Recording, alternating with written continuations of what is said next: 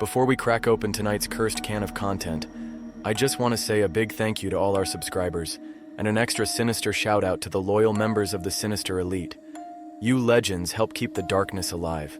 If you're enjoying the stories and want to take it a step further, hit that like button, make sure you're subscribed, and consider joining the Sinister Elite by clicking that join button below. Members get access to creepy custom emojis and exclusive Sinister Elite badges that level up the longer you survive with us. It's like loyalty, but spookier. All right, lights off, headphones in, and let's summon something we'll all regret.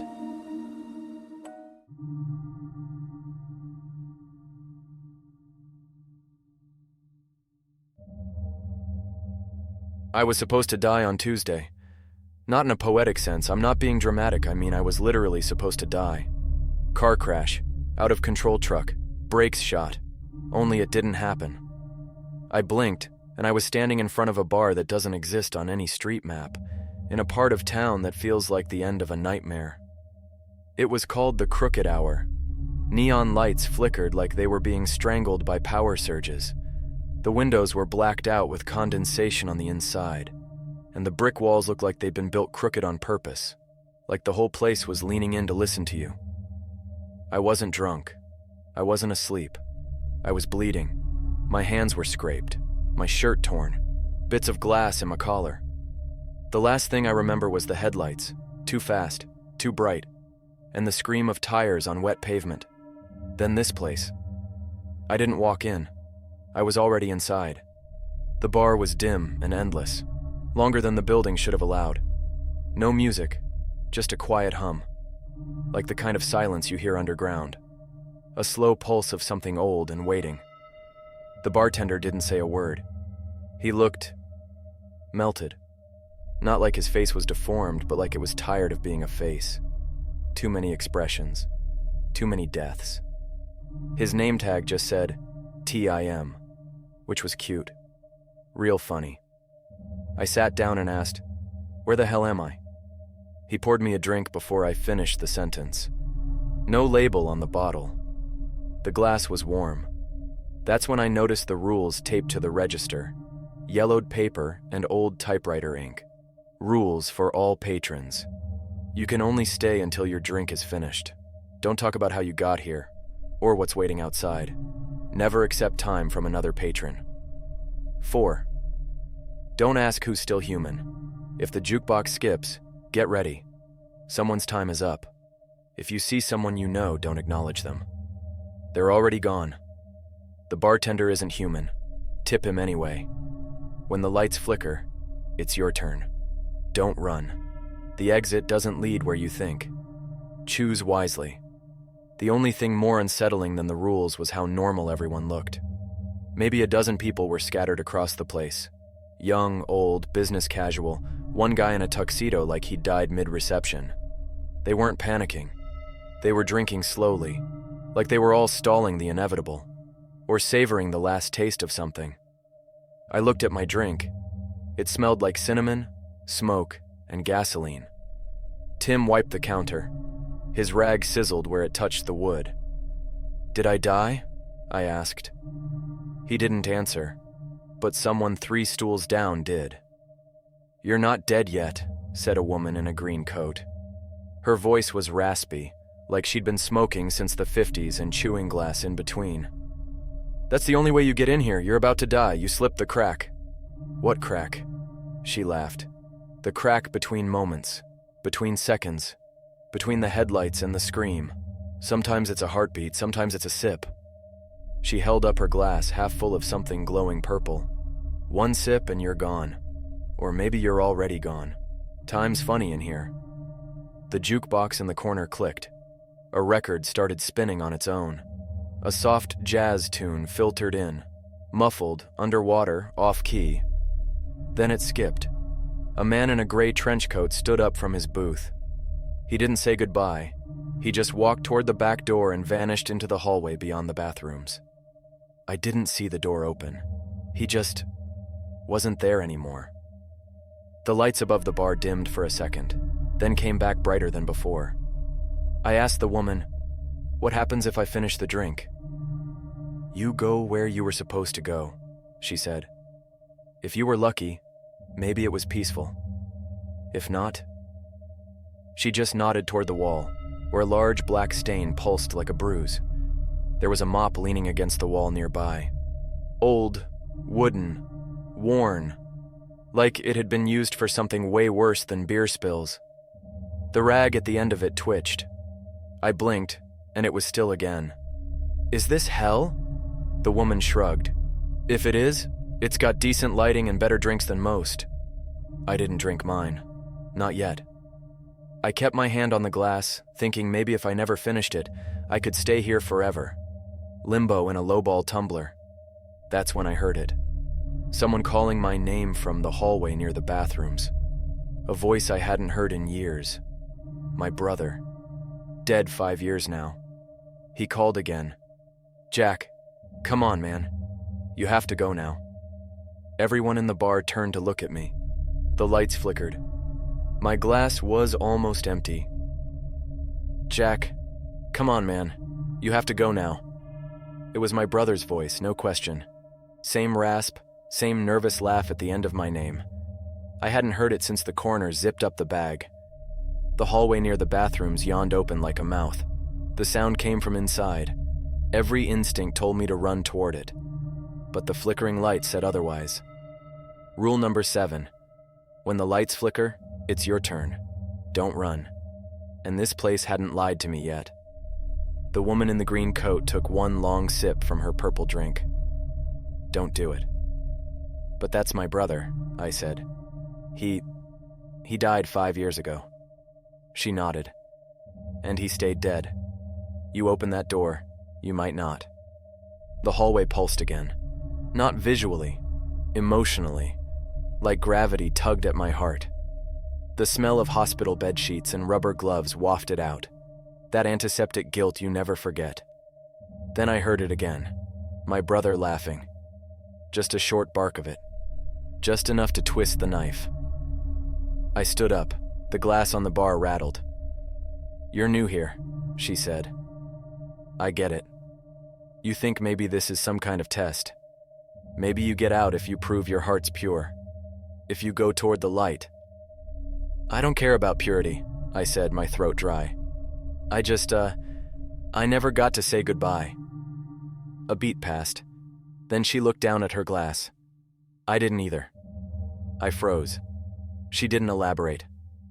The hallway hissed softly, like a steam vent. The jukebox skipped again. This time it played nothing. A man at the far end of the bar, older, suit pressed to perfection, suddenly stood and clutched his chest. His drink shattered on the ground. No one helped him. He stumbled toward the hallway and vanished before reaching it. Lights returned to normal. Sometimes you get no warning, the woman whispered. I sat back down. Good choice, she said. If it's really your brother, he'd want you to finish your drink first. I looked down. Only a single sip left. The bartender, Tim, or whatever it was pretending to be Tim, moved down the bar, wiping it with that sizzling rag. As he passed me, something crunched underfoot. Not glass. Something more organic. I didn't look. Instead, I asked the question I'd been circling around since I got here. What is this place? Tim paused. His melted face didn't move, but his eyes met mine for the first time. Then he simply said, "The last detour." That's all. 2 words. And somehow they hit harder than any explanation could have. Like being told the punchline to a joke you didn't know you were living. Behind me, a woman wept into her gin. A teenager in a Letterman jacket whispered prayers under his breath. The mirror above the bar, the kind they use to make bars feel bigger, didn't reflect any of us correctly. We all looked off. The shadows bent the wrong way. One guy's reflection was still sipping his drink even though he wasn't. I stared at mine. It was already gone. You were in a wreck? Greencoat asked me. I nodded. Yeah. Truck came out of nowhere. I must have swerved. I think I hit a light pole. She tilted her head. then you've got a decision to make. There's a small chance you're still alive out there. Still bleeding. Maybe they haven't pulled your body from the car yet. How do you know all this? Because I was you once, she said. She tapped her glass, which refilled itself a 1/4 inch. And I've been here a long time. Not everyone's drink stays empty. Wait, I said. You haven't left? Not yet. I leaned forward. Why? Because I remember what was waiting for me outside, she said, and I'm not in a hurry to go back. I didn't ask, but I noticed something in the reflection behind her. A shadow in the hallway. Still, tall, antlered. Not my brother. It stood silently at the mouth of the corridor, just beyond the buzzing exit sign, watching, not blinking. Its head slowly tilted toward me like it was listening in. Is that... I started. She didn't look. Don't acknowledge it. But... It's not for you, she said flatly. The jukebox changed on its own again. A new song began, but it was backward, like a vinyl played in reverse. Melodic, guttural, wet. Then came the smell. Not rot, not fire. Something older, like wet cave walls and scorched bone. Green coat winced. The creature in the hallway stepped back, vanishing behind the corner. As it did, my brother's voice returned. Jack, it's okay. I'm not hurt. You can still make it if you come with me. The voice was wrong this time. Too calm. Too slow. Too hungry. I picked up my glass. Only one sip left. I don't want to die, I whispered. Greencoat raised her own drink and toasted me with a bitter smile. Then you better hope the bar forgets you're here.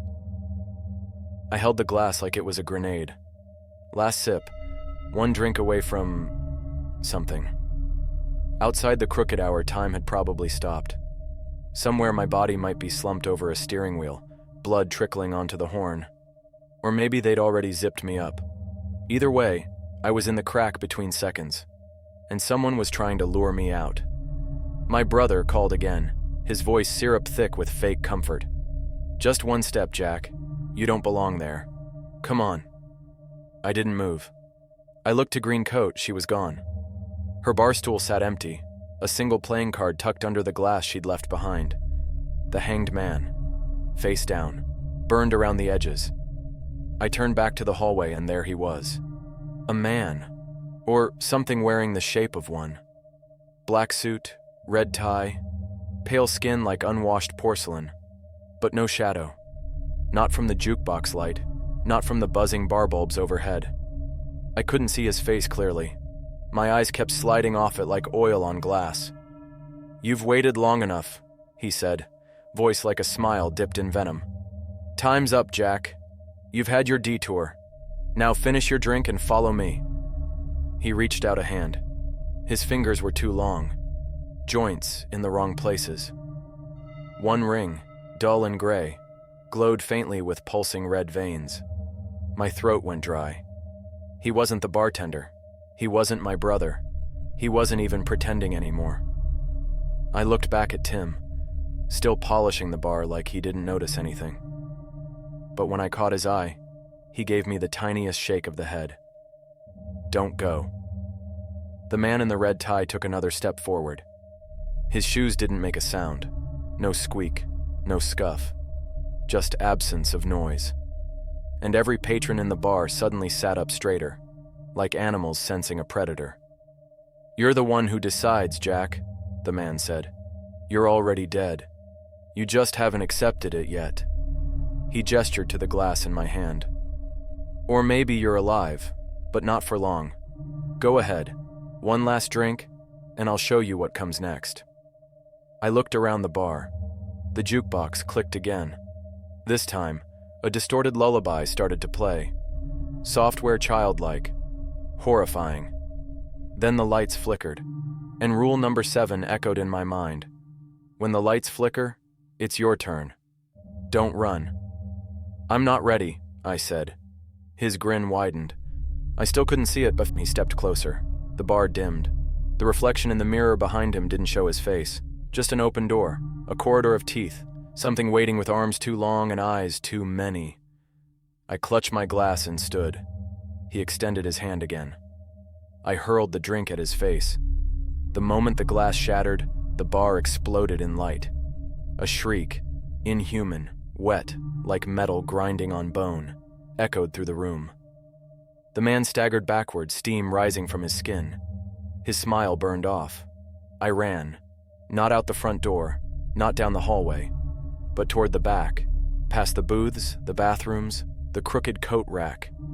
Somewhere back here, there had to be another door, a new way out. I barreled past a door labeled, "Employees Only, No Exceptions." Inside was a supply room, smelled like lemon cleaner and blood, buckets, rags, empty kegs, a drain that pulsed like it was breathing, and propped in the corner, a mop, old, wooden, burned at the tip, the name carved into the handle, Moptimus Prime. I blinked. It shimmered and moved. It lifted itself slightly, like it recognized me. No time to question it. I grabbed the mop and turned. The man in the red tie was at the door. His skin peeled in ribbons now, leaking black vapor.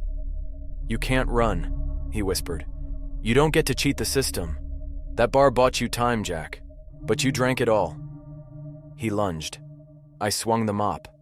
There was no impact, no sound, just a burst of light that blasted him backward like he'd been hit with holy water in a freight train.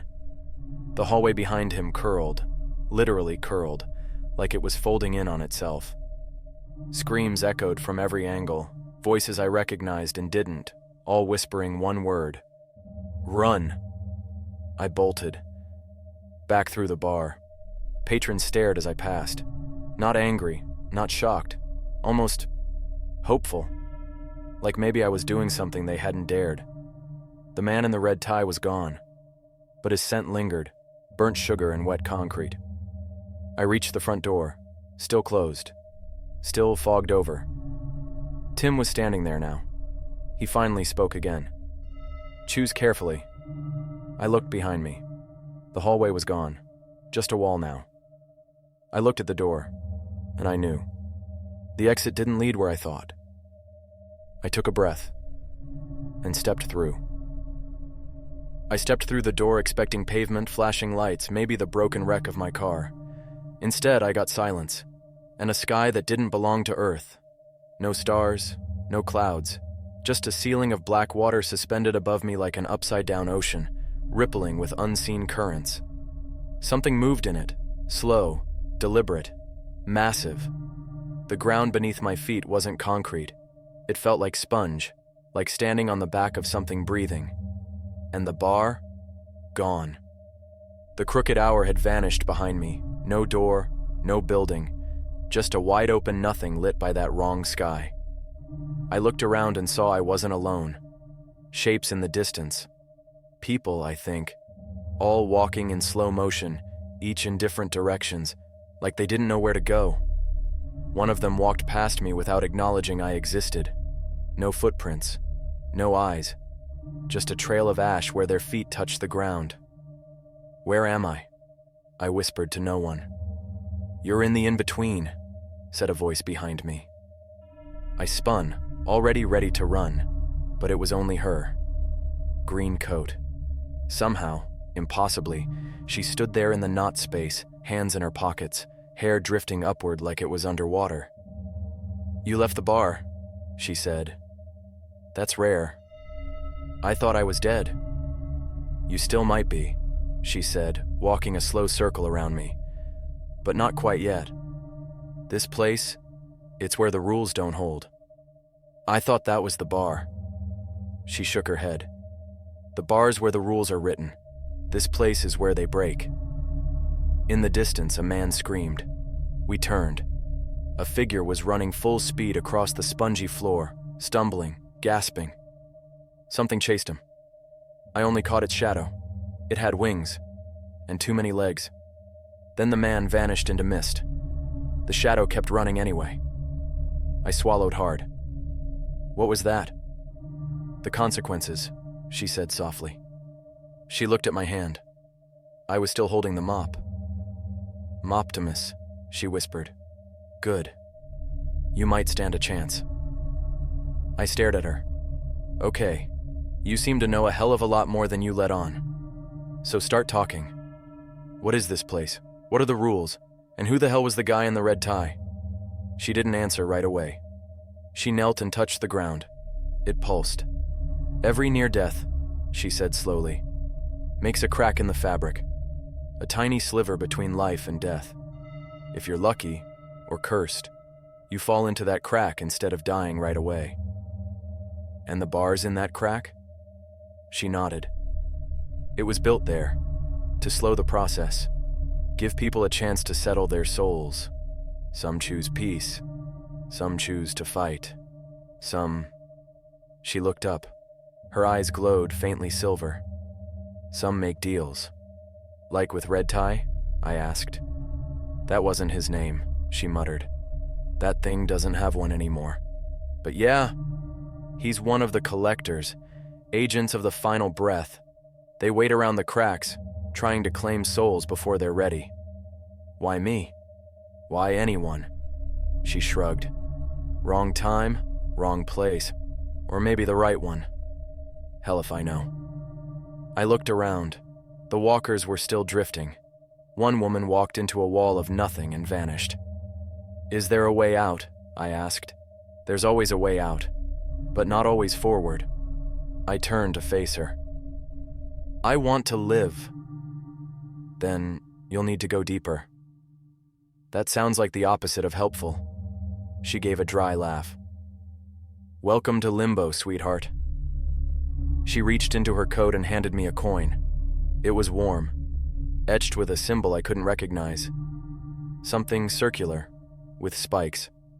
"Flip that when you find the door," she said. "The door won't open unless it wants to.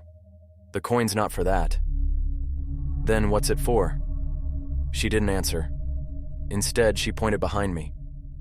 I turned. There it was. A door.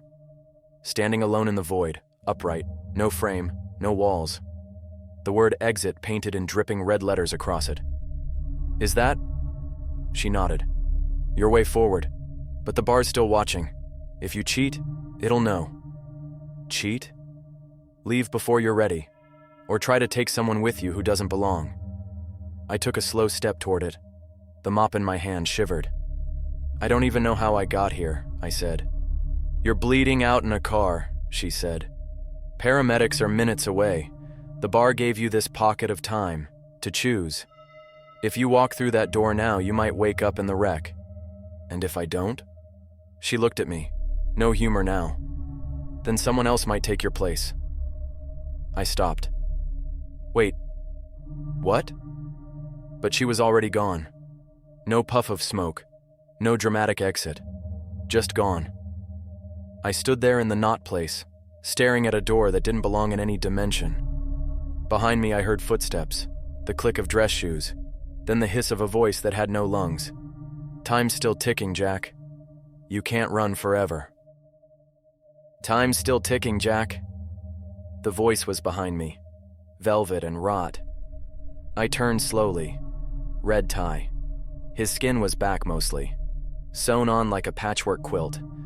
Smile cracked and peeling, eyes blacker than the void. He looked freshly rebuilt, like someone had put a man back together and gotten the blueprint wrong. He walked across the sponge ground without making a sound. "You left the bar without finishing your drink," he said softly. "That's frowned upon. I spilled it on your face, okay?" A choked wheeze, like a coffin creaking open. "You did. Rude. But I forgive you." He stopped a few feet from me, head tilting slightly. "You think you've escaped, Jack? You think walking into the gray between seconds puts you in control?" "I think I have choices," I said. "You have a choice," he corrected. "And even that's borrowed. Don't you feel it?" I did. A pulling sensation in my spine, like invisible hooks were tugging backward toward something colder than death. He pointed toward the door. The exit sign now flickered green. Its paint dripped upward like gravity was confused. That's your last chance, he said. Step through and you return to the wreck. Might even live. Probably with brain damage. Or a missing limb. Or maybe just in pain until you die next week choking on pudding in a hospital bed. You never know. He turned his palm up. Or, he smiled wider than his face should allow. You trade. Trade? He nodded. One soul. Yours for someone else's. A fresh one. Doesn't have to be big, doesn't have to be pure, just living. You give me a soul, I give you your heartbeat back. Clean slate. No accident. You walk away like it never happened. I shook my head. That's insane. Is it? He said. Every day, people kill strangers for less. Wars, greed, lies. You get a shot at life. You just have to decide who deserves to lose theirs for it. No. He stepped closer. I gripped the mop. Moptimus Prime hummed in my hands, alive with tension. Ready. Still carrying that little artifact? He sneered. Cute. The bar gave it power once. But out here, things work. Differently. You're not getting my soul, I said. Or anyone else's. Red Tie licked his lips, his tongue split like a snake's. Fine, he whispered. Then maybe I'll take hers. He raised one long finger and pointed behind me. I turned and saw a green coat, or what was left of her. Suspended midair like a puppet on unseen strings, her limbs bent wrong, her eyes open and blank. A slow wind twisted her hair upward. No, I breathed. She stayed too long, Red Tie said behind me. She tried to help too many. Thought she could linger in the in-between forever. But time always reclaims its debts. He walked past me and stood beside her, brushing her hair aside like she was a painting in a gallery. She was offered the same deal once, chose to wander instead. Noble, but foolish. I stepped forward. He looked over his shoulder. You want to save her? That's adorable. But your drink's empty. You don't get to stay. He snapped his fingers, and the door began to close. No handle, just slowly sealing shut like a vault. I ran toward it. He didn't stop me, but the ground split beneath me. A black crack raced forward, opening like a mouth, teeth of stone and bone snapping up. I skidded to a halt. A voice echoed from deep inside the crack. Choose! I looked at the door, almost closed. Green coat, unmoving. Red Tie opened his arms. Give me someone, Jack. Pick a name, a soul. Doesn't matter who, and you get to live. Otherwise, well, maybe I'll take you anyway. I looked down at the coin in my pocket, the one she gave me. Still warm. I flipped it. It hung in the air longer than gravity allows, spinning and spinning. It never landed. It just froze mid-flip. Red Tie frowned. No. The coin ignited. A pulse of golden light exploded outward. Red Tie stumbled backward, hissing like steam from a rotted kettle. What did you... The coin melted midair. The door flung open again, and something stepped through. Not a person, not a demon. Something older than both, wrapped in cloaks made of time. Hands like cracked tree roots. Eyes glowing with every death that's ever happened. Red Tie screamed. He turned to run. But the mop moved first. Moptimus leapt from my grip like a guided missile, spinning through the air and smashing into Red Tie's chest with divine fury. Light poured from the impact. Not fire. Memory. Screams. Cries. Laughter. All of it surged from Red Tie's mouth like it was being pulled backward. He convulsed, and with one final pulse of golden light, he exploded into ash. Silence. The mop spun midair, landed upright, and gently rolled to my feet. I stared at it. Okay, I whispered. Now that was badass. The cloaked being turned to me. It didn't speak, but I understood anyway. You have chosen. I looked past it. Green coat was gone. So was the crack. The walkers in the distance had stopped. The sky above stilled. Only the door remained, open and waiting. I stepped toward it, then through, and fell. I woke up choking on blood and ash. The first thing I saw was the sky, the real sky, dim and gray, with the early morning sun fighting through storm clouds. The second thing I saw was the paramedic's face hovering above mine. "He's alive!" she shouted. "We've got a pulse!" Voices scrambled around me. Sirens, hydraulic tools, stretchers rolling, the scream of someone else nearby. Not me. My body felt like shattered glass held together with rubber bands. I could taste copper and gasoline. Everything ached, and something inside me screamed that none of this was real. But it was. I was back in the wreckage of my car. Hood twisted, windshield spiderwebbed, a streetlight bent through the passenger side window like a javelin from God. I should have died instantly. And maybe I did. Because for a moment, just a second, I swore I saw a neon sign flickering in the distance through the smoke. The Crooked Hour. Then it was gone. The next hours were a blur of ambulances and questions I couldn't answer. They loaded me up, stabilized me, kept asking who I was, what I remembered. I told them I didn't know. It wasn't a lie. I remembered pieces. A bar that didn't exist. A drink that never emptied. A woman with sad eyes and a green coat. A man with no shadow. And a mop. Ancient, loyal, and just a little heroic. I passed out in the ER. Dreamed of floating upside down through an ocean sky. I was released 4 days later. 2 cracked ribs. Concussion.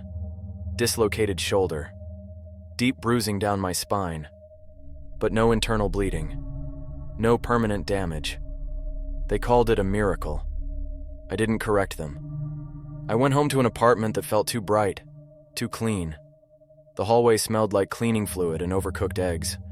My neighbors stared at me like a ghost had walked through the front door. Maybe one had. I didn't sleep that first night. Every time I closed my eyes, I saw him. Red tie, smiling with no face, waiting just outside my periphery. And deeper still, I saw her. Green coat, suspended mid-air like a marionette with its strings cut. Did I leave her there? Or was she already gone? The memory twisted like a knife in my ribs. Even breathing hurt, but the guilt cut deeper. I tried to pretend everything was normal. Tried to convince myself I'd imagined it all. The bar, the rules, the mop, the decision. Until I found something on my nightstand. A coaster from the Crooked Hour. Black leather, embossed with gold letters, burnt around the edges, sticky with dried something. And underneath it, a note. Typed. Crooked. Jack, you left before the last bell.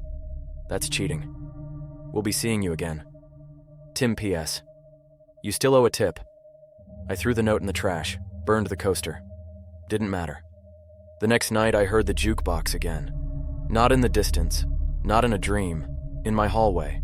Faint, a warped jazz tune skipping every 4 beats. I grabbed a kitchen knife and opened the door. Nothing was there, but the hallway was longer than it had ever been. And at the far end, just barely visible, a door, standing by itself. No walls, no hinges, just that glowing exit sign, dripping green light that puddled on the carpet and refused to evaporate. I slammed the door shut, turned every light on in my apartment. I didn't sleep that night either. It's been 6 days. The door's still there. It's not always in the hallway. Sometimes it's in the mirror, sometimes on the TV screen, even when it's unplugged. One time I saw it reflected in my coffee mug, and now I'm starting to wonder if I really came back. Because every once in a while, just a flicker, people around me move in slow motion, like I'm watching a movie 1 frame at a time. And sometimes I swear I can smell cinnamon, smoke, and gasoline. My phone buzzed earlier. Unknown number? Just a text. You're still in the crack. I threw the phone across the room. But here's the worst part. The coin. The one she gave me? It's back in my pocket. Even after I watched it melt. Still warm. still spinning when I pull it out and set it on the table. Still waiting. For what? I don't know. But the door's opening wider now. I think I hear someone whispering my name from the other side. The door opened on its own last night. No knock, no creak, just a soft click in the dark, like the building exhaled and made space for it. There it stood at the end of my hallway. Freestanding, impossible, humming with that same slow jazz skip like the record was stuck in limbo. The exit sign above it burned bright green, casting a sickly glow on the carpet. And behind it, something whispered. Jack. I didn't move. Not at first. But the whisper became a voice, then a melody, then laughter. My brother's, then Greencoat's, then my own. And then I smelled it again. Cinnamon, smoke, gasoline. The scent of the drink I never finished. The crooked hour was calling. I sat on the couch, stared at the door, and tried to reason with myself. Maybe I'd hallucinated everything. A near-death trauma loop, a vivid coma dream. People survive crashes and see things all the time. But then the mop rolled out of my closet. Moptimus Prime. Still charred on the end. Still glowing faintly. It stopped in front of me like it had unfinished business. That was enough. I stood, walked to the door, and stepped through. The bar looked just like I left it. Dusty, crooked. Only this time it wasn't crowded.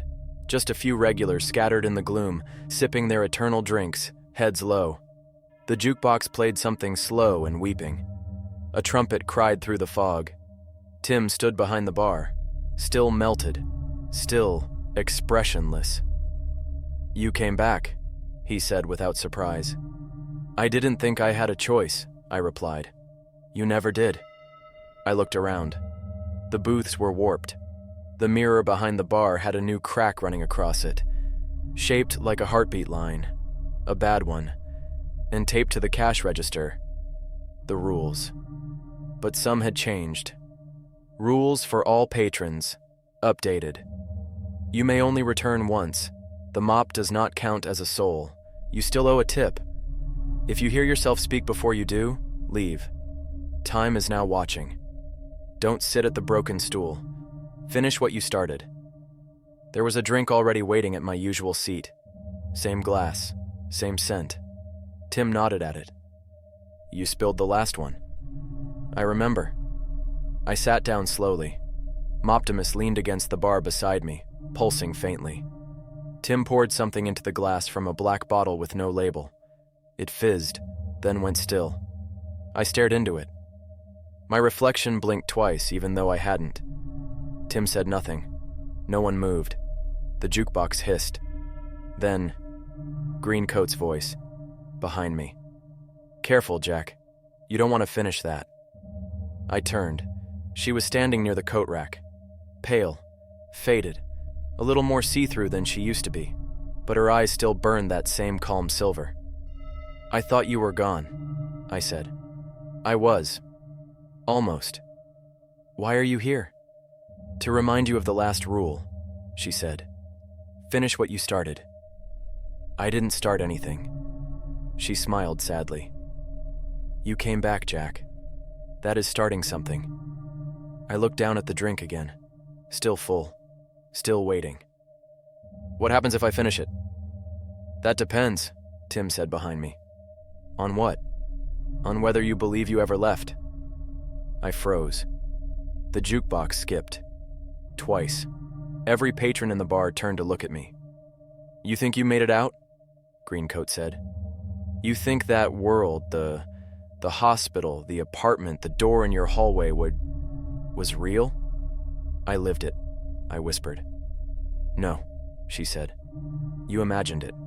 Because you weren't ready. You bought yourself time. But time runs out. The lights flickered. Rule number 4 on the new list came back to me. If you hear yourself speak before you do, leave.